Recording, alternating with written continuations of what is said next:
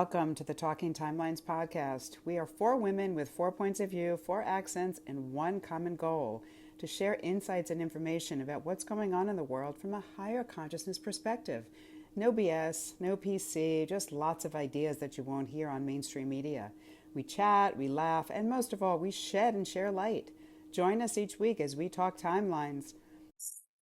Hi everyone, welcome to Talking Timelines. My name's Janine Regan-Sinclair and I'm here today with my lovely friends Laura, Javenta, Lisa Cito and Susan Blunt. Thanks for joining me, guys. I just want to give you a little bit of background on this is a dream of mine, to get together a team of women who are wise, smart, gorgeous, and I've got a lot to share with the world. Years ago, I used to watch things like The Talk and The View and think, why don't they talk about raising consciousness? Why is it all about gossip and politics and all of this other stuff that people like us are just not really interested in? And it's been a dream of mine to bring together a team of women, and I found that team, and what a team they are. So I'm excited about what we're going to be sharing with you over the future. We're going to be talking about timelines specifically today, but our show will be about so many different subjects. You're going to enjoy it. Share it with your friends. Get a cup of coffee, cup of tea, whatever you do when you want to sit down and listen, or listen to us in the car on the way to work. And enjoy. Thanks for joining us today. So the first thing we're going to be looking at is timelines. And over the years, I've noticed 6 main timelines that are out there. So I'm going to be mentioning what those 6 timelines are, and then we're going to branch off into talking about those different timelines. So for those of you that are new to timelines, the 6 main ones that I've been talking about to people over the last few years on social media is, the first one is the religious timeline. Now, this is the belief system through Christianity that Jesus Christ is coming back and the second coming. So we will be talking about that one. The second one is the cyborg timeline, which is microchipping, RoboCop, policing with drones, that kind of thing. I find it all a bit scary, to be honest. The third one is the Metaverse, which is an AI reality overlay timeline. We'll be talking about that. The fourth one is the war timeline. Well, you only need to turn on the news on the TV to know that somebody's trying to stir that one up big time. The fifth one is the spiritual timeline. This is the spiritual people out there that are talking about the ascension of the planet and the love and light, and it's all about love. That's the spiritual community. And then the sixth one is the one I've been sharing for the last few years, which I call the one timeline, which this is about the highest good of all and caring and sharing for everyone, ending the corruption on the planet, and the end to good and evil, and us being neutral and more compassionate with one another. So they're the 6 areas that we're going to be chatting about today. Who's going to talk first about timelines, what they are? Well, my question is, what exactly, it's hard for me to comprehend all these different timelines at one time. So if you could, I guess, explain that in more depth, because it's just kind of, it's very foreign to me. Okay. All right. Well, I'm going to let Laura explain that one. Well, there's an easy definition and then there's a more complicated advanced one. So the easiest definition of a timeline is potential or possibilities, which are infinite, right? There are infinite potentials out there at any given time.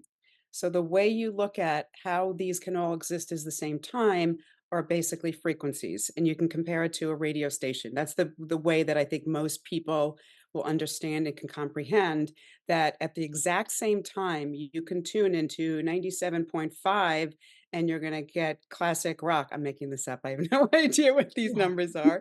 And then at the other time you can listen to like 101.3 and you're going to get a talk station. It's not that one is playing at one time and one's playing another. They're both playing at the exact same time. They're just on different dials or different frequencies. So it's the same thing in terms of timelines, in terms of different potentials that are playing out. So there are timelines as it looks right now, as Janine was talking about, but timelines change all the time. We have individual timelines, and then we also have the collective humanities timelines. So as people change their consciousness level, timelines are changing. So we have a personal choice as to which timeline we choose to we desire to be on. And then as individual people change, the consciousness, the collective changes, and that's the highest probability of where the timeline of the collective plays out. Does that help understand a little better? Yes, most definitely. Yeah, so you've got the radio example. You could use a TV example. So if you turn on a television, you've got all these different channels running at the same time. They're like all different timelines. So when you choose a channel, you're choosing a timeline. That information you're pulling into your consciousness, which is another subject we'll talk about on another day. Consciousness is a massive subject to go into. So it's choosing the timeline. And we do sometimes jump between Mm. timelines, but where we are at the moment is the gap between those timelines is actually getting bigger. So it's getting harder to jump into another timeline. It's important to choose one and try and sail down the middle of that timeline. I'm just intrigued, Lisa. What do you think? What's your take on timelines? I was just thinking about that this morning during, like, after I woke up and I had my meditation, and the clear messages of us choosing the timeline we wish to participate in. Everybody wakes up and they think that they're living in a world where everybody else is seeing the same thing. And at the same time, this is the way I see it, is that we're watching some of the things happen. Like, I'll give you an example. Like this morning, our prime minister in Canada resigned, which is a lot of people have been waiting for. And yeah, and I'm waiting for his cabinet and the rest to be gone too, because clearly we needed an adjustment, right? But we're seeing positive changes all around the world. And at the same time, that's not our world. So it's almost like we're an observer, and then we're seeing it all happen. And then we're tuning into this, or we can tune into that, or we can tune into this. And so that's where I'm seeing it right now. So what do you choose to have consume you? Right? Yeah, exactly. And understanding that what you focus on, you create more of. Most people don't realize that. I didn't realize that until I was in my late 30s. Yeah, super true. Like, it's not just a saying, it is massive, because it can really change the trajectory of where you're headed, and also with our manifestations. Exactly. Yeah. So let's have a little dive into some of these particular timelines. What's your perspectives? And I'm throwing this out to all three of you on the religious timeline, this second coming. What do you see going on there? With all due respect, there just seems to be a loss of control in that area. And it's not about us controlling, everything, but it's because we are observers. But it's just that to put that type of responsibility, or to say that this is what's happening, with the return of the second coming of Christ. But it is a community, a big community that does believe that. In my opinion, I see it as a program. It is a program that was set out many, many, many, many, many years ago, and people follow it like it's a course. But to be frank with you, and I have nothing against it, but it just doesn't seem to be my reality. I agree with you with the programming side of it. My concern about it is what the program that keeps people stuck in the duality of good and evil rather than being neutral. If you think about, if we had a world where people were neutral on stuff, we wouldn't have all this fighting and all this wars and the light and dark. I see it as the Christ consciousness is a gold ray of energy. And that's what they say when they talk about the heart of gold being Christ-like. It's that gold energy in our hearts, in our higher hearts. So to me, I see everything on a different perspective, because I see it as energy. Everything's energy and frequency, and it takes the dogma out of it when you look at it on that level. So that's where I'm coming from with this one. Anyone else got anything they'd like to share? Well, I see it as anything that you're looking externally to save you, or you're giving your power away. And to Yeah. me, that's what religion. I've never ever been a religious person, never really, even though I kind of actually didn't really even have religious parents. It was more of a cultural thing. So religion was never an important part of my life, and I always saw it as something that was controlling. I always saw it as something that you're giving your power away so almost blindly because it's what you're you're brought up into. You're Hmm. born into. So very few people actually study religions and decide this is what I resonate with. You're kind of like shoved into it. So it Hmm. becomes very disempowering. So to me, to think that this, someone's going to come and save us just Uh, doesn't. yeah, we need to save ourselves by healing ourselves. We're part of God. We all have that. So it's not Yeah. something external, it's actually within us. Well, for me, I was brought up in a Christian household, being taught certain belief systems in regards to Christianity, which is fine because I do believe in God and Jesus Christ as our Savior. But at the same time, in the last 3 to 4 years, I've realized that there's so much more information out there, even in regards to the Bible, that has been left out. And so I've kind of come to the conclusion that the Bible, is a story. It has lasted the test of time.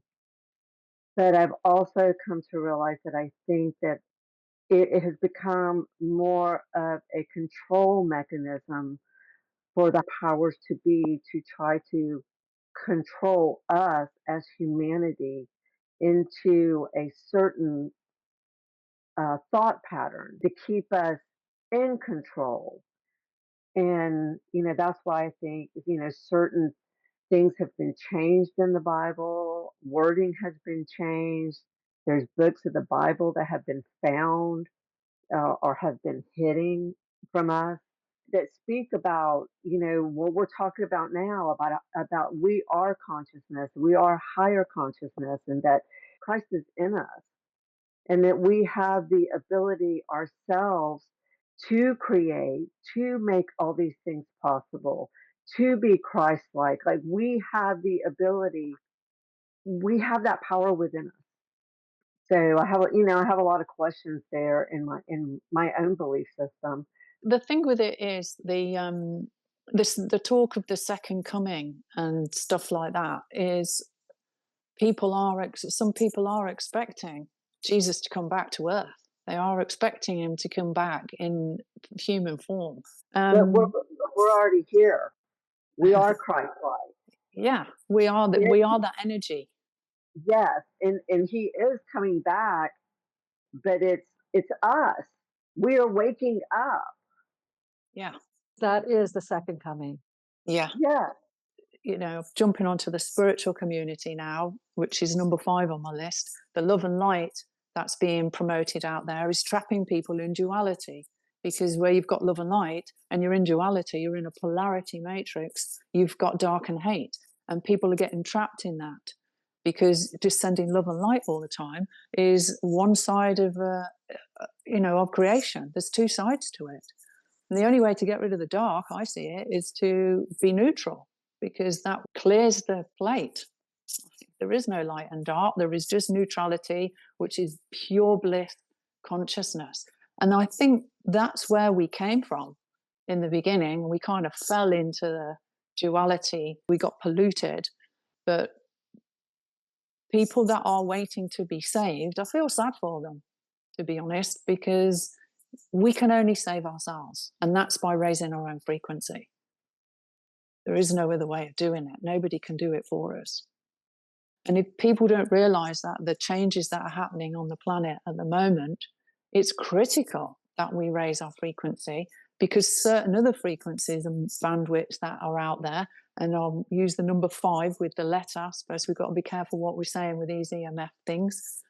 They're damaging us, but when we raise our frequency up to the Christ consciousness level and higher, those frequencies can't touch us. We can't be harmed by them because we're in a higher bandwidth. And that's the important factor, I think. What I believe now, sweepingly across our planet, people are waking up. The energies are there, the upgrades are there. It's almost like we are watching what we've always watched around the world happen, but it's like we're above watching it like a show. Yeah, the observer. Observer. Yeah. To me, I feel privileged to be awake Yeah, at this point in my Yeah. life. It is a privilege to be here it at this is. time. You know, this what's going on now only happens every what, just around about 26,000 years. We're going to just something that is so much greater that I don't think any of us could really comprehend how great it's going to be. It's like we're coming out of prison and all the wardens are Yeah, resigning or they're either being taken out, that yes. just that's right. It just seems that way because the thing is that who were we to, for all these years, accept that what's happening in certain countries like Cambodia or Africa, where they've continually, are raising money as they are raising money for breast cancer or cancers, and there's no cures and there's no end to hunger. So, the people are starting to ask questions like that, like how come that is still going on? And so that's part of as far as I'm concerned, the prison system. More of us are waking up to it. And so and when we do that, that energy, that frequency has an impact all across our planet. So we're finding each other, right? Just like we have found each other here, right? So Yeah. Janine, that's even a great question for some time, is how we all met each other or how you met us, right? Yeah, Mhm. exactly. Yes, I met you all in completely different circumstances. And we've got so much to talk about. I want to try and stay on track with the timelines today. So let's move on to the next one, which is in the interesting one, which is the cyborg one, which is the kind of space agey microchipping RoboCop type of thing, because there's a lot of drones around at the moment. I don't know what's going on, but people keep saying to me, Janine, what are the drones about? And I'm like, I've got no idea. Has anyone else got any input on what those drones are? I think that it may be another form of trying to wake people up. I did read an article that Elon Musk's brother owns, Melvin Musk owns a drone company. Isn't Okay, that interesting? that is interesting. He does, like, light shows with drones. And I found that interesting, that information, because I've never heard that information has come out in the middle of all these drones all over the place. Well, So, so you've got that side of it, and you've also got the microchipping. Like we've all seen yeah. it. That's been on TV a few years now. Get a microchip put into your hand so you don't need a key for your front door, all this kind of stuff. It bothers me. I don't think we should be putting anything inside the body like that. It's going to affect your immune system. Your body is programmed to fight anything foreign that isn't DNA. Well, not only your immune system, how about your ability to have full control over your domain? Like, yeah, By well, Exactly. that's seeing like, something imprinted on you, they can have control. So do whatever they want. I mean, that to me would be the biggest thing is just I don't want anything foreign yeah. going in that I can obviously there's all the plastics and all the other crap that we have that we're ingesting that we have no control over or breathing in or whatever. But in terms of deliberately imprinting something. But that being said, I think that there's been a lot of predictive programming and a lot of sort of romanticizing this whole thing for many years. So the younger Hmm. generations are actually, I think, really looking forward to it. And They they're like, are. "What? Great! I don't need to carry keys. I don't need to carry my use a remote control. I don't need to do this. Sign me up." So I think Yeah. there's gonna be a whole I don't know if it's necessarily a generation, but there's gonna be a whole segment of the population that's gonna wave their hand and say, "Me first." So Oh, there yeah, for will be sure. another whole timeline split with those saying, "No, thank you," to those saying, "I'll be first in line." And with the predictive programming stuff, you're looking in I've always been into movies because I can see the subliminal messages, the predictive Mhm. programming. Now I know what needs to be switched off in my consciousness when I'm meditating and doing stuff like that. And things like the movie Terminator were predicting this Yeah. kind of stuff going on. That subliminal messages that's has gone into the subconscious mind of millions of people that watch that movie. And what people don't understand about things like that is that 95% of our reality is created by our subconscious. So Mhm. if we've got that stuff planted in our subconscious mind that we've watched on screens or movies or books or whatever we've taken in, we this is why we've got all these different timelines, because we are the creators of these timelines. All of us are creating them, with what we've absorbed into our system. And And just based on what you just shared, Janine, I used to be a movie buff, for example. And then once I caught on to what was going on, it was like, okay, I'm watching this. And the way that you could tell a person is hypnotized is that during a sad scene or some place in the movie where it causes you to cry or to react emotionally, you are right away hypnotized. And so it's a very effective way for them to get their programming out there, whether it's through dramas or comedies or horror movies or whatever that goes, right? Even documentaries, yeah. right? So we gotta be able to turn that switch off. Yeah, what you're saying about being hypnotized because you've got involved in it emotionally can, if you know what you're doing, like if you say, when I watch something, I always make the clear intention I intend to observe and not absorb on any level of my consciousness. So that's not just covering your eyes because there's something bad on the screen. Because it's going into your ears, it's going into your energy field, it's going into your heart. It's being, it's energy, it's being absorbed on every level.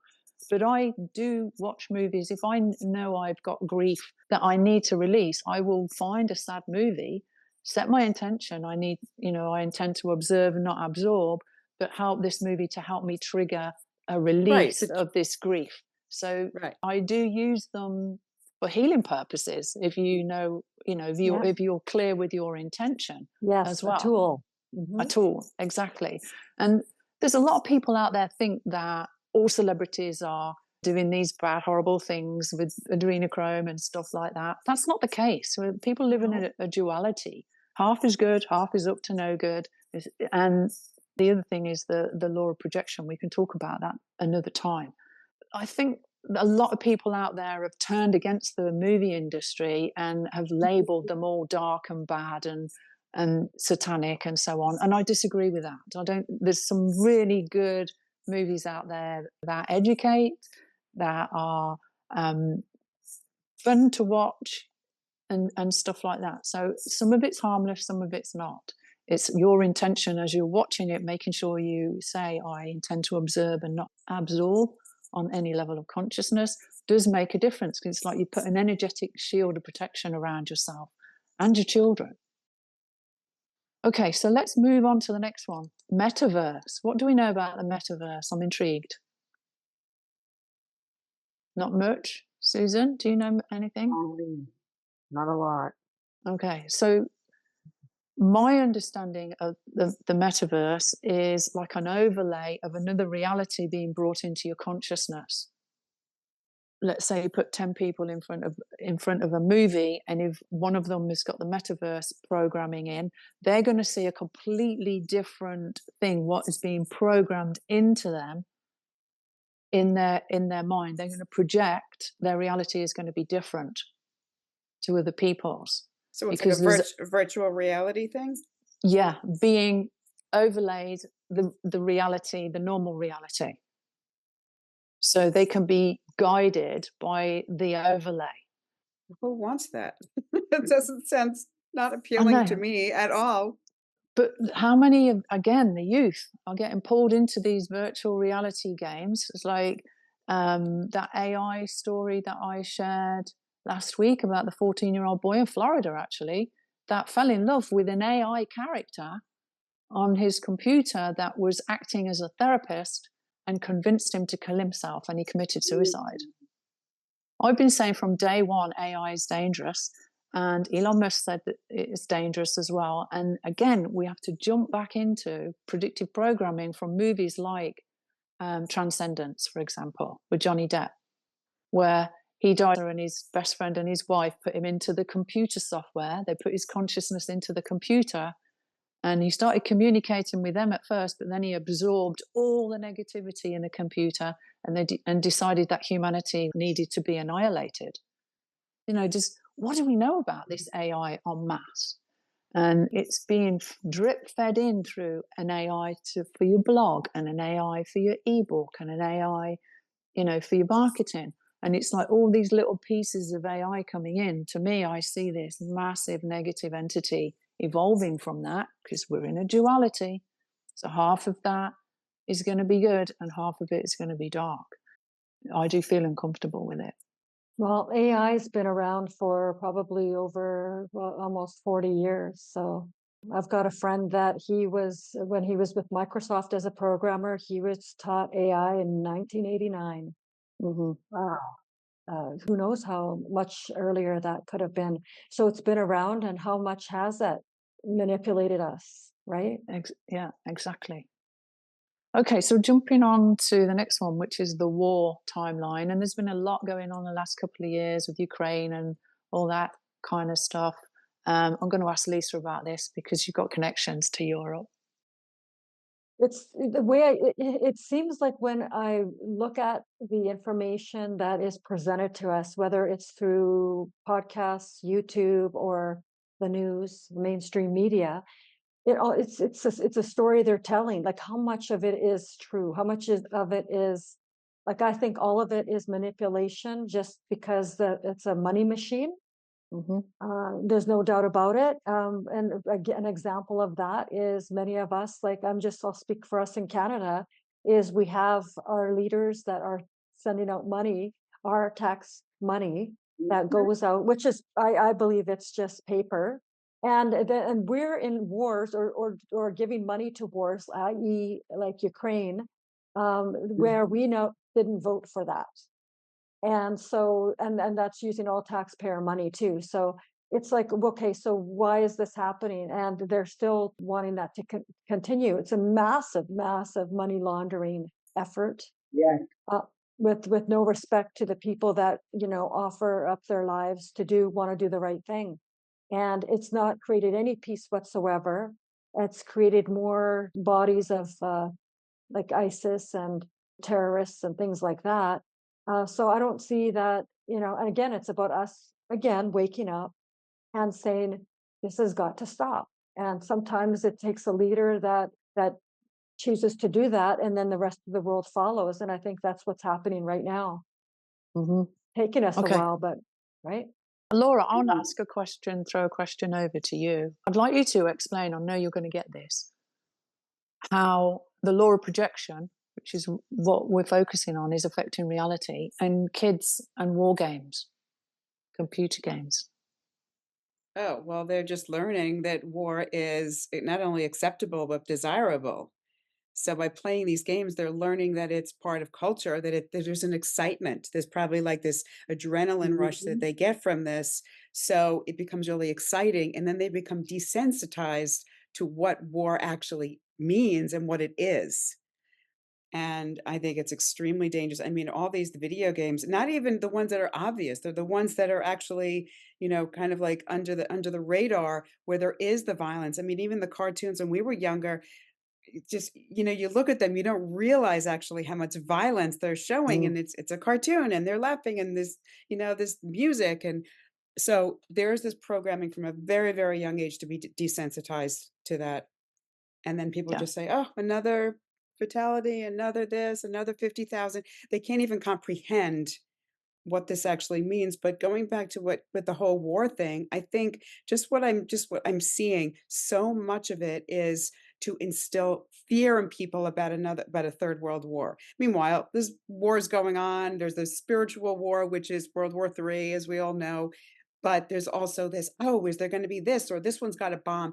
And to me, I just hear it as noise that they want to project more fear so that everyone is on edge that there's going to be another, world war happening with bomb. And to me, that's how I see it all. It is just a lot of it is just wanting people to be on their edge and be in fear. Yeah. Yeah. And can you let people know about why they're trying to be kept in fear? Ah, well, they feed off of that. It's a very, very, very low vibration, very low frequency, which lower energy beings and people and non-beings feed off of. Fear Hmm. is that's their food source. So the more Yeah. that we're in lower vibration, whether it's from fear, whether it's from illness, whether it's any of the emotions actually that don't feel good, anxiety, stress, all of that is their source of food. And so they want us to remain in fear. Also, when we're in fear mode, we're much more controllable. Yeah. Yeah. People will actually do almost anything you tell them to do. I mean, just look at, well, now it's going on 5 years ago. Look at 5 years ago and look Yeah. at the measures people took just because they were in fear, which that made absolutely no sense from logical perspective. So Yeah. that's what happens. You get people in fear and you can control them like that. They even ask for it. Well, it goes against what we're trying to do, which is raising people's frequency with love and unconditional love and bliss and euphoria and all the good stuff. If it's about controlling the masses and keeping them frightened. But the other big problem with games that parents need to know about is they stimulate the same area of the brain as cocaine addiction. Mm. That's how serious. And even worse than that, sugar is even more addictive than cocaine. Mhm. And how many parents, I've done it, when you take your kids out and you go and buy them candy. Imagine if the labels on the candy said this is carcinogenic. Would people buy it for their children? Hmm. Probably not. So Although I don't there's, know. I think a lot of people don't read labels.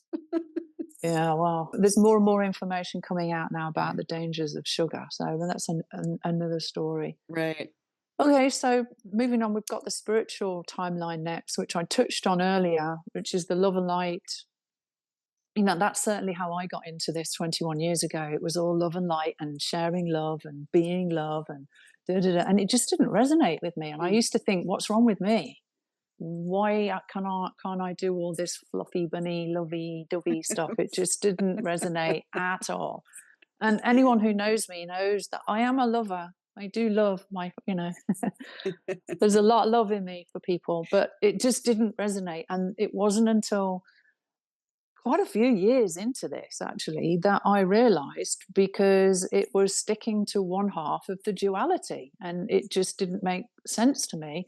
Plus there's love, human love, heart love, and then you've got, jumping onto the Christ consciousness love, the higher heart, which is a much purer love. It's completely different. If you think about the word love, we love this, we love our friends, we love our car, we love pizza, whatever, but real love is in your higher heart.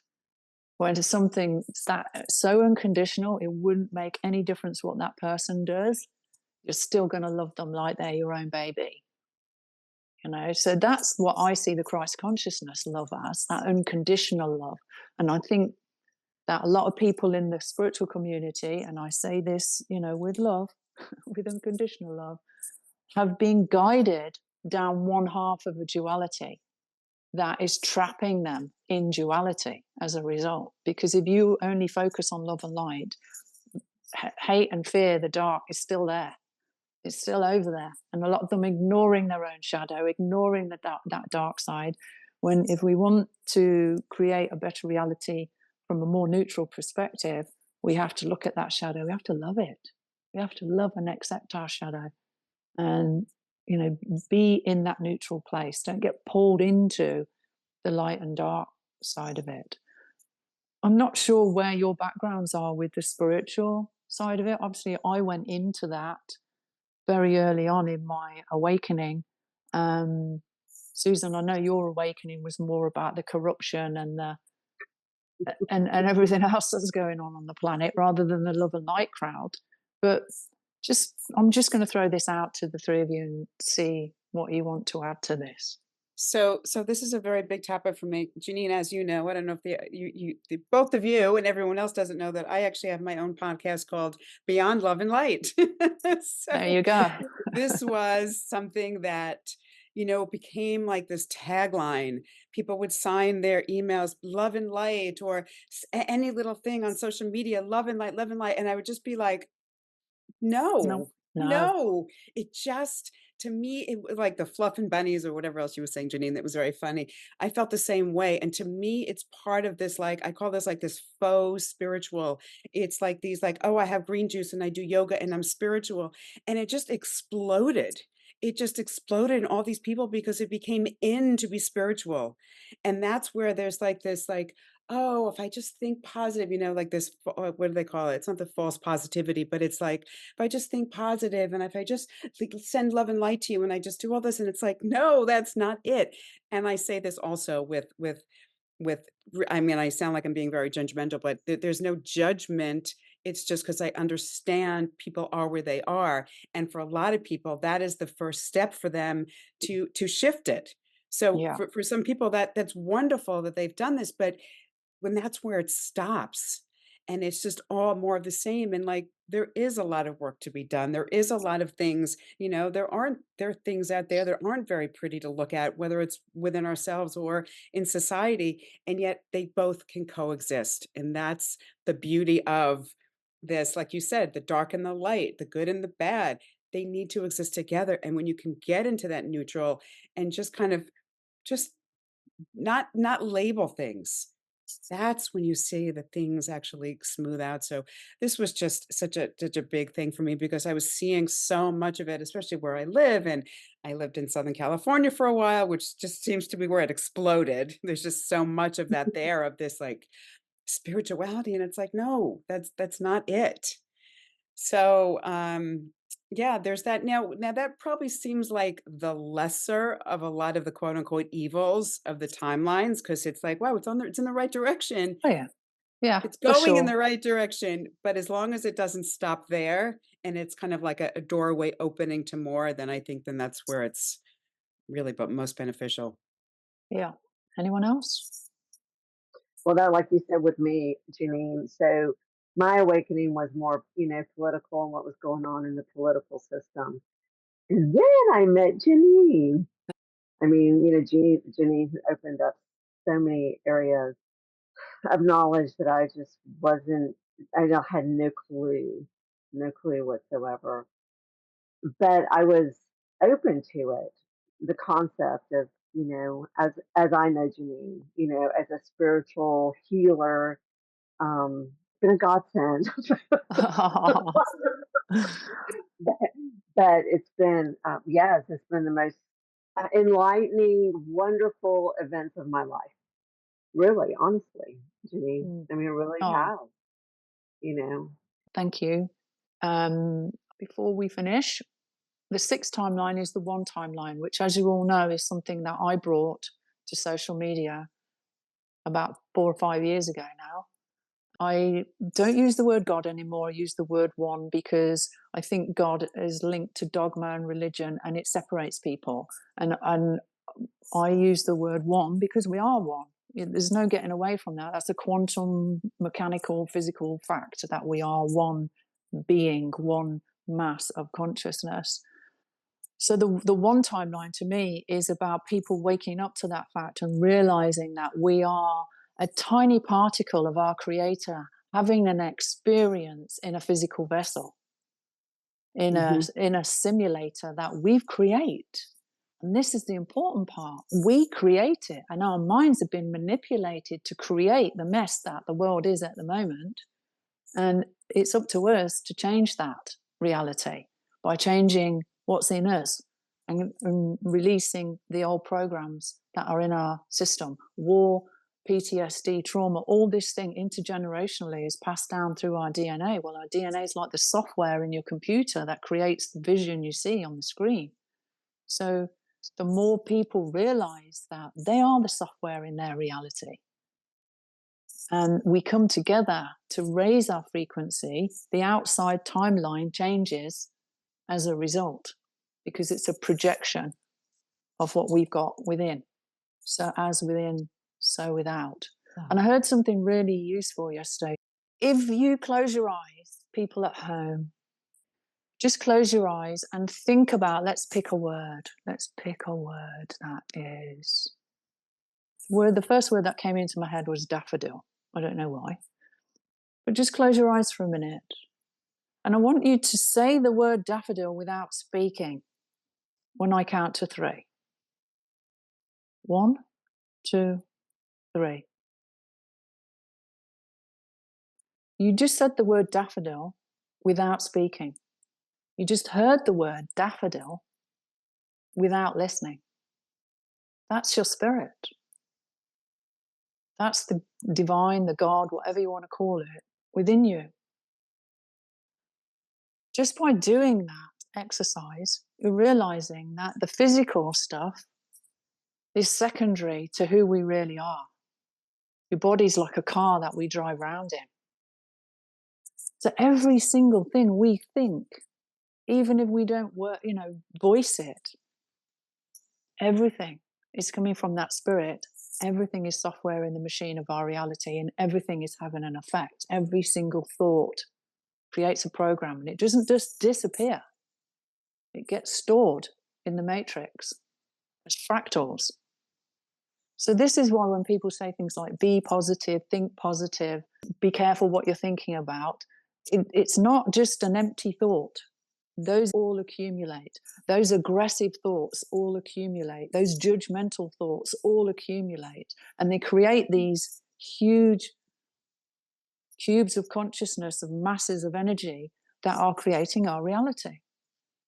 I think we should be taught this in school, about the law of projection, what we have, as within, without, because we see the world through the dimensions of forwards and backwards, left and right, up and down. But we don't really get taught about as within, so without. What's within us is creating the external world. That's what the one timeline is about. That's what my purpose on this planet, part of it is to bring that information to people, to allow them to understand it in a way that I hope is simple for them to understand, so that they can take back their power and start stepping into their power and noticing in other people, what needs to be healed in them, because the people mirror to us what we need to heal in ourselves in order to level up.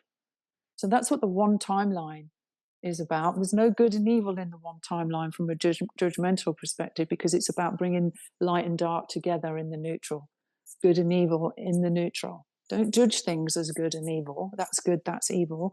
That's not what our Creator created us to do. We're here to experience, to be bliss, to feel through the sensory perception of a physical body, because we can't do that in spirit. So being on earth really is a gift. That's why they call it the present. It's an old saying. That's what the one timeline is about from my perspective. I think you kind of summed it all up. I summed it up. That's all right. That's okay. Well, it is, it is the timeline I'm introducing, and that's what I was brought to this world to do. And I've got some of the stuff going on. I know how to change big programs in this timeline, and I work on my Patreon channel with the group to do that. And we are switching off some major timelines in there. The more of us that come together, the quicker the changes are going to happen. And we are in an epoch at the moment. We're in the middle of a 3-year sun cycle where 60% historical change is going to happen on the planet. And that's going to happen faster the more healing we do on ourselves.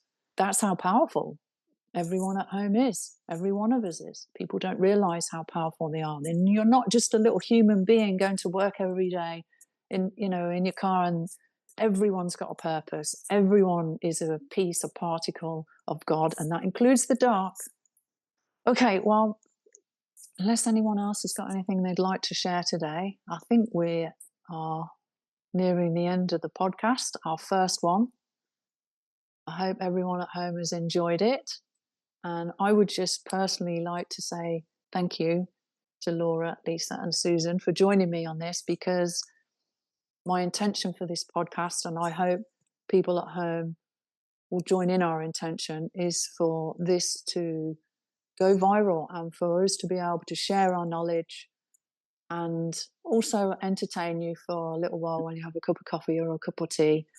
And we'll see you all again soon. Thanks for joining us. Good. Thank you. Choose your timeline. Yeah, exactly. Exactly. Choose Okay. wisely. See Yeah. you next time. Bye-bye.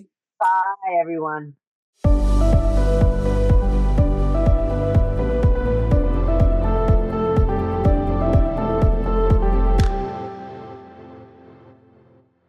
Disclaimer: the content in this podcast is intended for educational and informational purposes only. The views, opinions, and information shared do not necessarily represent those of the hosts, but is provided for additional perspectives. None of the hosts are medical professionals, so we do not dispense medical advice. Please consult your healthcare professional for any health-related issues. And thank you for listening to Talking Timelines.